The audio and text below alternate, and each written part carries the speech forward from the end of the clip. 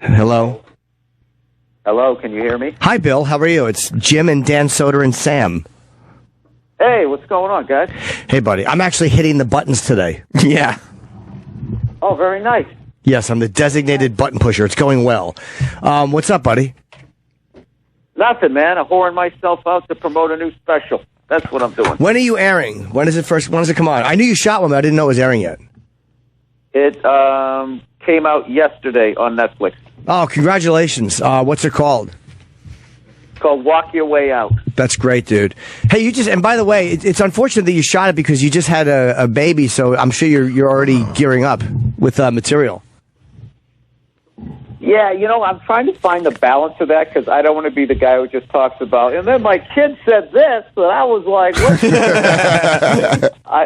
I don't want to be the strictly dad comedian, but I've seen guys like, Rogan and Chappelle and them, they have kids, and they still talk about all their crazy stuff, and then they'll touch on stuff about their kids. I'd like to do it more that way because it really becomes an isolating thing for, I think, crowd members if they don't have kids, or even if they have kids and they just want to get away from their kids, they don't want to listen to more shit about their kids. So, did your kid come on time, like with the due date?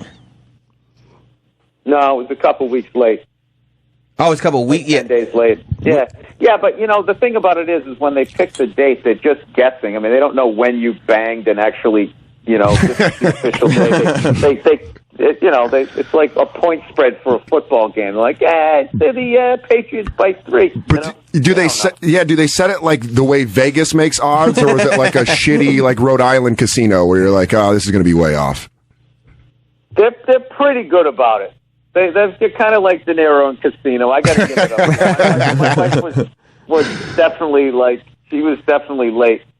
But, yeah, man, it's a hell of an experience. I'll tell you that when they going in there. Like, I swear to God, I was joking on Kimmel that when I dropped my wife off at the emergency room, she goes, all right, you got to park down there. And as I drove down to go park the car, there was this voice in my head that just said, what if I just drove away? You leave to go get cigarettes before you can even tell them you're going to get cigarettes. But if I just drove into the woods and just became a mountain man, like there's literally no way to prepare. And if you're any sort of if you have even an ounce of humility in yourself, you're not going to feel like you're ready for it on any level. And it was, but then you have your kid and you just settle into the thing. We're trying to the babies, mine and Jess's baby's due in like a week or so, but I have to travel like really close to around the due date for a day. So we're trying to figure out how to rush it along. And we were at the doctor's yesterday, and the doctor, I had no idea this was even a thing, but the doctor suggested nipple stimulation. They were like, if you stimulate the woman's nipples, it releases some kind of chemical or hormone, and the baby comes out quicker if you stimulate nipples. Really? Yes. Ooh. Well, this is what I've learned going through this is that everybody has a theory. I would listen to it, but I'm sure you've noticed this, Sam. It's this people who have kids, they're not sane. Most of them are not sane, and after a while, you just got to kind of not make eye contact, kind of be looking forward and just sort of nodding as if you're engaging in active. I just tune them out. Yeah. I've told people about how crazy parents are, and they go, yeah, I know, right? And then they literally do what I say that other people do. And I'm like, you're doing it right now. They bring an unbelievable level of anxiety, like you're having a kid. Oh, watch out. Everything's going to change. And they have this ominous tone. It's like, isn't it a good thing? Don't you?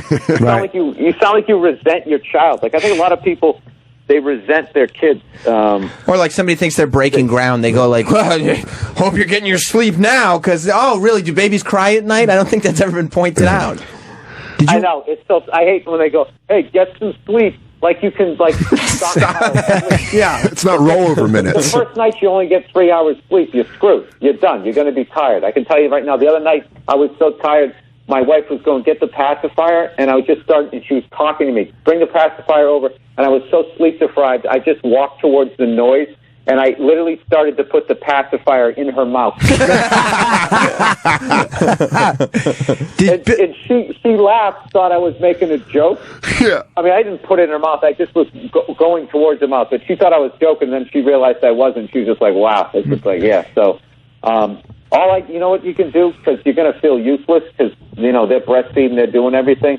I just change every diaper I can. Anytime the baby starts to cry, I just sit up like the Manchurian Candidate. Take her in, change her, and hand her off to her. And my wife told me, she said, it's been a godsend that you're so engaged. And all I'm doing is changing the diapers. She's doing 90% of it, man. Were you in the delivery room? What's that? Were you in the delivery room? Did you watch? Yeah, I was. But I mean, I stayed north of the curtain, which I definitely recommend. North of the curtain. Yeah, that's what people have said. Oh, really? They say stay. Yeah, but I didn't break down and cry and all this stuff that people said you were going to do, and I really thought there was something wrong with me because at one point they're going to leave you alone with your kid as they go back to your wife for the first time, and I was waiting for all this cliched things to happen, and when it didn't happen, I literally put my head down in the bassinet, and I was thinking, like, oh my God, I'm a serial killer. What's wrong with me? And what I realized was I was trying to live other people's experience, so it wasn't until I sort of relaxed. Like 12 hours later, it hit me. I was just like, wow, I really got... But I never became this blubbering idiot, which I think a lot of that's exaggerated, to be honest with you. Or maybe I'm just saying that to make myself feel better. So you think they dress it up like when they do a biography and they make everything more dramatic? That it's all just in hindsight? That's exactly what I think. I think parents actually compete with their stories to talk about how new and how changed. Like everything just changed. Like I don't even look at a chair the same way. I can't listen to Harry Chapin anymore. Yeah, it's so overly done. It's like, no, I got a kid, I got a responsibility, and I'm gonna crush this thing, and I'm gonna screw up, and but I will, you know, someday when my kid comes to me and says, hey, you know, my 6th birthday, you said blah blah blah, this, that, and the other thing, and this really hurt me, I'd be like, you know what, I'm sorry I did that, and I'm actually gonna give her like closure on it, as opposed to like my generation where it's just like, you know, you're going to carry that crap for the rest of your life. Do you think of stuff from when you were a kid and go like, I'm not going to do that to my daughter or my son? Do you think like, I'm not going to do that? Yeah, I've already done that. Like I definitely, you know, there was a lot of name calling when I was growing up. So I just sort of made a rule in my head a long time. I've never called a woman a bitch that I've dated ever. I've never done any of that name calling. Wow. I didn't like it. I saw what it did. One time in 14 years with my wife, I said, "You're being a bitch," and she knew how important it was to me to never repeat that mistake. And she rubbed that in for like a year and a half until I finally just called around and I go, you know what? You actually, there's a certain level of like joy and a sense of accomplishment that you feel that you finally got me to say that, and I think it's disgusting. Wow. Yeah. No, and then, you know, she laughed, and then we sort of had it out, and she never brought it up again. My wife's a saint, but they all got that thing where they like they're nuts. You know what it is about women is because, generally speaking, unless you're dating like an MMA fighter, like women can't beat the shit out of you, so they are so good at just like controlling you, like just with little manipulation things. So, but if you have something where you're really strong, like they look at that the way Tom Brady looks at like a nickel defense. You know, I got to beat this. I got to beat this. Yeah, I got to find a way through this. They're emotional bullies. Yeah. They like emotionally bully you. They I mean, if you're with a psycho, they'll bully you. But like, I just think it's more of a survival thing, where it's like they need to have control in that area. Where if they're with a guy who's physically stronger than them and mentally stronger than them, that's game, set, match. They're not going to get anything. So I think that they, you know, right. Guys, I mean, I think we're easy marks. We're all, well, I can pick up heavy stuff. I mean, that's what we're bringing to a debate, and that's why we lose so much. I'm amazed you never called a girl like I've done nothing but name calling, and it does get really ugly in a relationship. And you never like called a girl a cunt or said fuck, like you purposely avoided it. Yeah, no, and it's because it just breeds this resentment. It hurts them in a way that like it wouldn't really hurt a guy because they're more in touch with their feelings. You really hurt them. So I saw that, and I didn't want to repeat that. And I find I got way more mileage out of saying things like, like whatever the hell I just said about, and you're using that right now, and you feel a sense of triumph. You go like that, and, as long as you come at them like an adult, and if you admit when you're wrong, when you are wrong, and you apologize, it gives you so much credibility when you're actually calling them out on stuff. If every time they come at you, you start frothing at the mouth, then you just become an asshole. Right. Plus, but like, if when you're wrong, you'd be like, you know what, you're right, I shouldn't have done that, and you actually try and work on it, it gives you credibility that you're trying.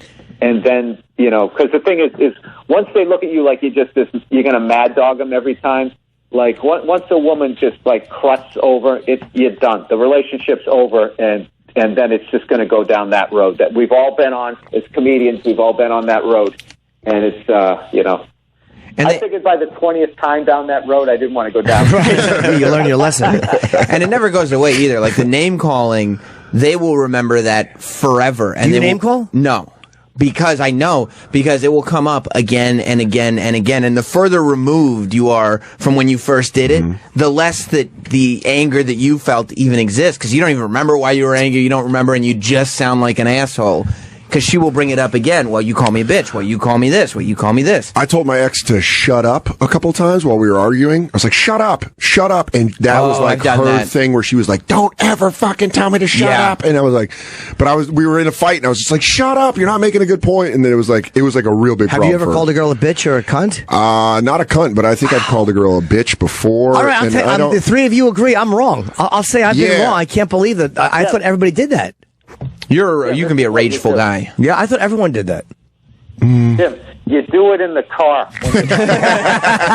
You pretend she's sitting next to you. Oh, yeah, a good shower fight where you're like, you fucking bitch, just screaming it in the shower. So in the shower, there's an echo, so they're going to hear it. Yeah, but it's reverb, and it sounds more like a guitar trick. All right, yeah. I'm a big letting it out in the car by myself, and then looking over at somebody at a red light, and they're just looking at me like I'm a lunatic. When your face is not red anymore, it's starting to go back to normal color? Oh, yeah.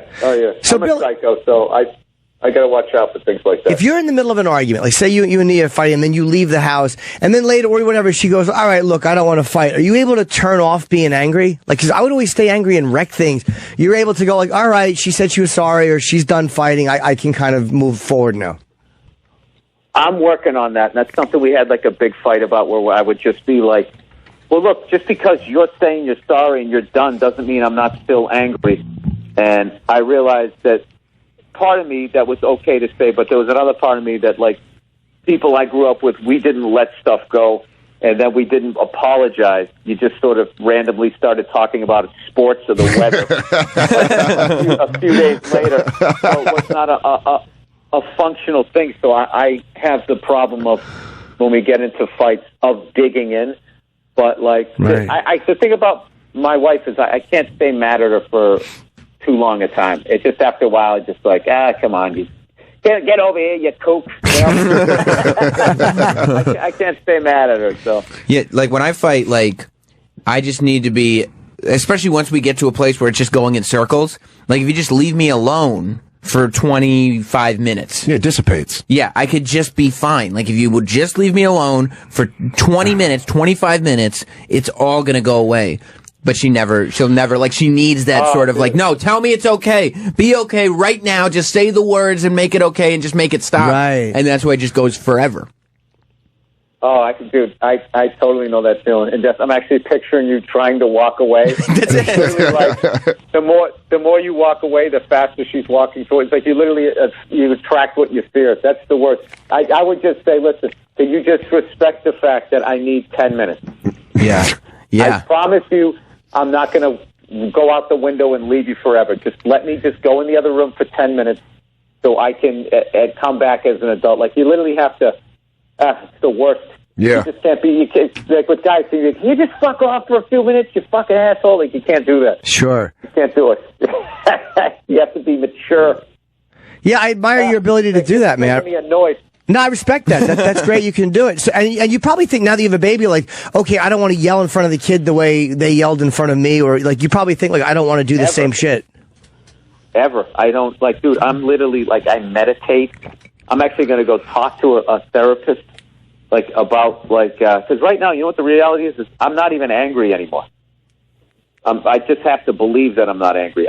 My problem is I don't have any middle ground emotions. I go from totally chilling out to what the fuck, you fucking cunt, in like, you know, in 2 seconds. So I need other options. Yeah, you can't just go 0 to 60 the entire time. Is not the way to go. I got this new thing I do when I'm driving, where when somebody cuts me off or does an asshole move, I just think like, you know, I've done that, or you know, that's a nice move. I try to like applaud it. You respect the game. Oh, this guy, all right, he's busy. That's very funny. Never seen that one before. That's pretty interesting.